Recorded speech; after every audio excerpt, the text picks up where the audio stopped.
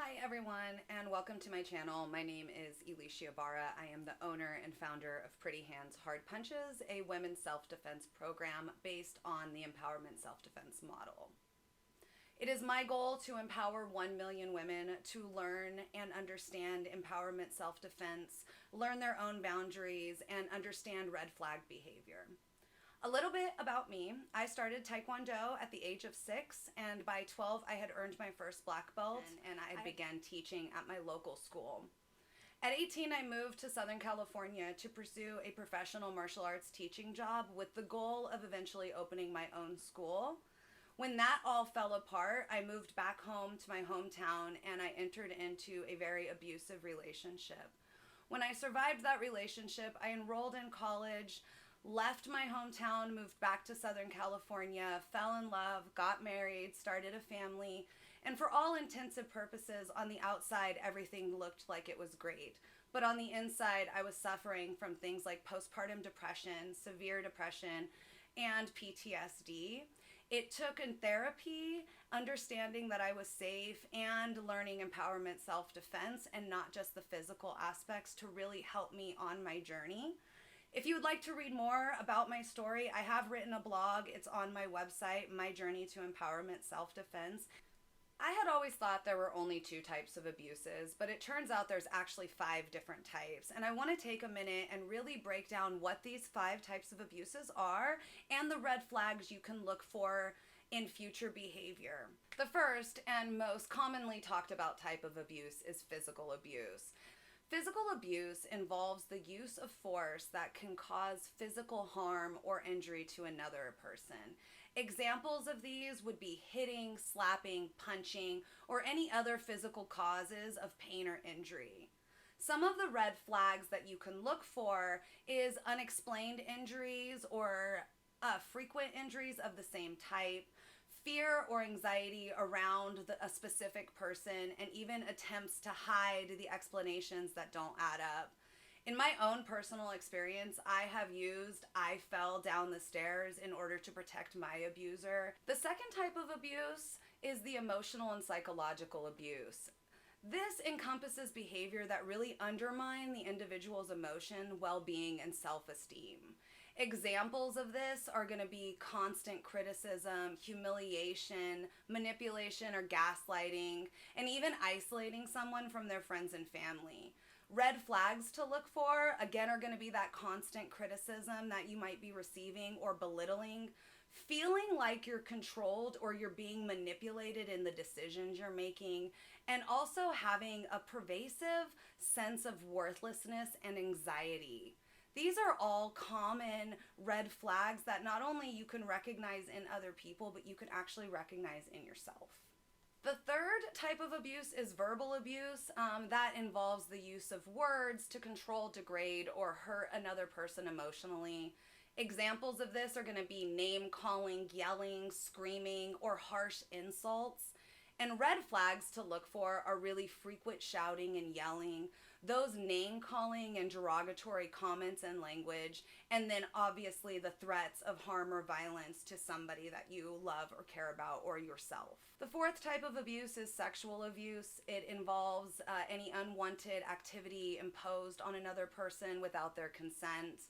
Non-consensual acts, rape, unwanted touching, or sexual harassment are all fall under the definition of sexual abuse. The red flags to look for is if somebody does not take your no or continually crosses your boundaries. If you begin to feel fear or discomfort around somebody, like you're being pushed into things that you're not ready for. The fifth and the final type of abuse I want to talk about is being more commonly spoken about now, but has been really prevalent in especially domestic abuse, and that is financial abuse. And that occurs when one person controls or misuses another person's finances or resources that ultimately restricts their financial independence. Examples of these are controlling access to finances, stealing money, forcing someone to make those financial decisions against their will. Red flags to look for in this are going to be restricted access to finances. If somebody's not giving you access to what's happening in your own personal budget, that is a red flag. forced financial decisions or feeling like you're manipulating or being exploited into those decisions. A great example that I can bring up about financial abuse that many people aren't aware of, when I was in an abusive relationship, one of the ways that my abuser controlled me was by having complete access to all of our finances.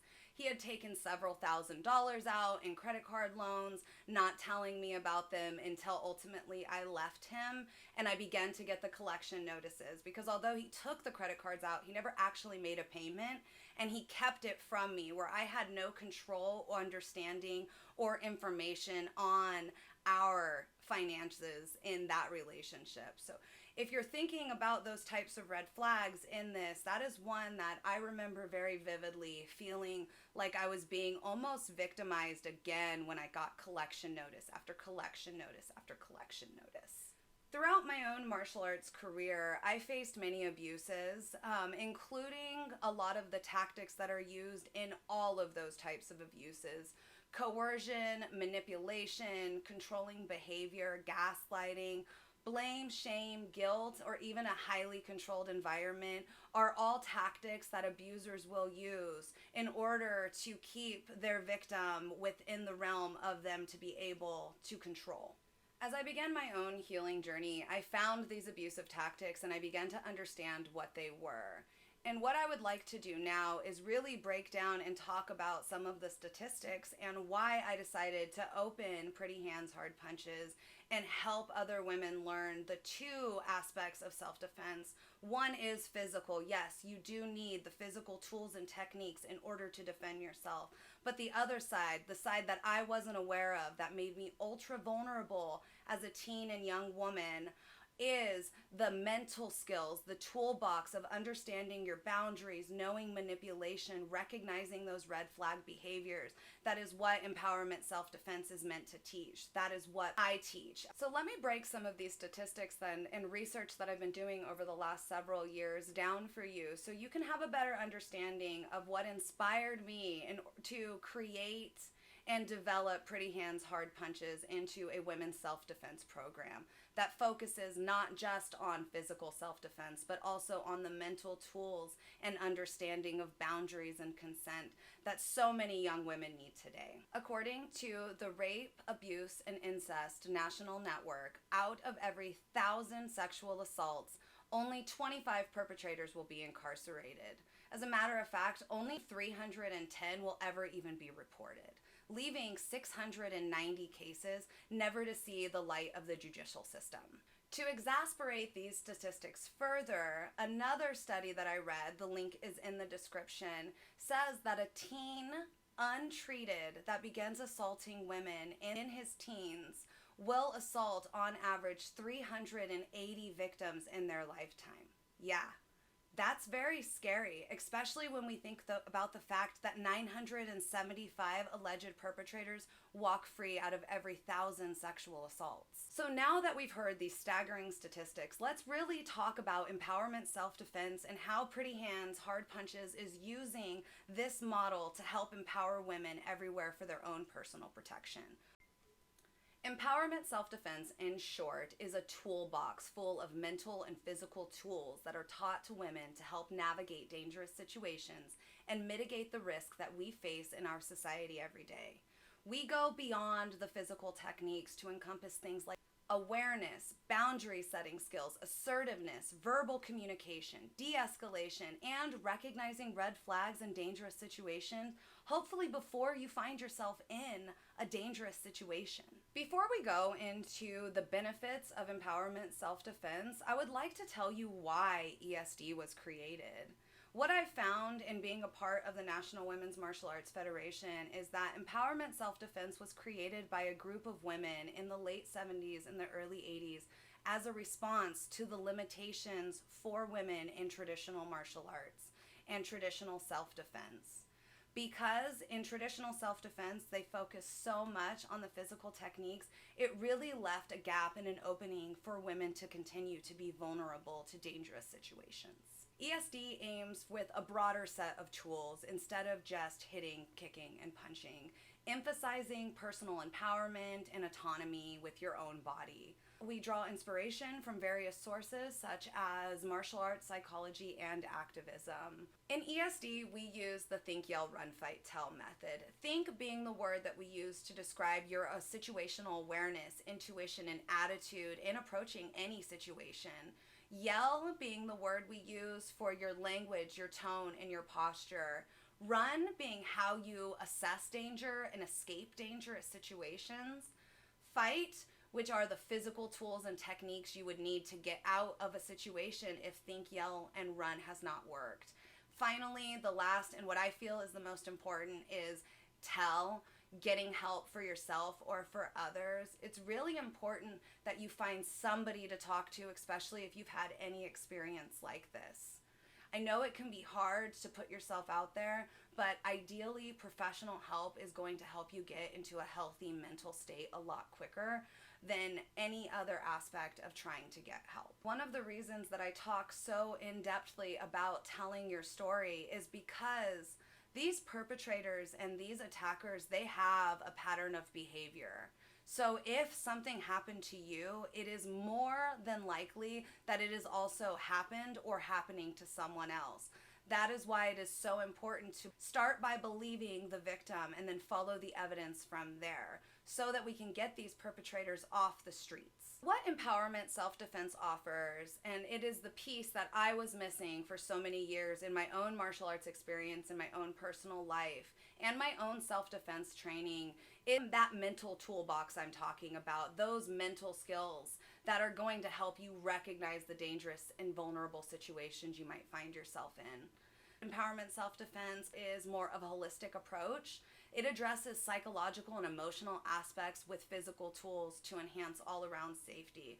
So the top takeaways is one, that I am a lifelong martial artist that had the ability to physically defend myself, and still I am a domestic abuse survivor. At one point in my life, I found myself fighting for my life from my abuser and trying to get out of a very dangerous situation.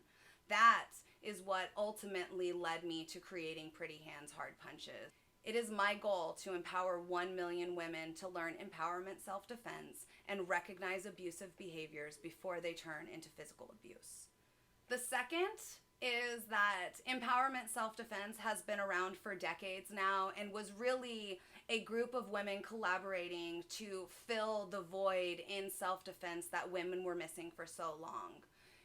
These women got together and created the empowerment model in order to help women stay safe. And finally, the third takeaway is the think, yell, run, fight, tell method, where you're really honing your situational awareness. You really understand your posture, your language, how to get out of these dangerous situations, how to fight your way out if you need to, and where to find help, who to talk to. Well, that's the end of my video. I hope you guys found it very informative, and I hope that this has empowered you to learn more in understanding your own personal protection. If you would like to read more about my own personal story, I do have a blog post that will be linked in the description. If you would like to learn more about my podcast interview, that is on my website, also linked in the description. Be sure to like and follow me across all social media outlets at Pretty Hands, Hard Punches. And finally, if you've watched all the way till the end, thank you so much. Can you please press that like button on your way out? Bye.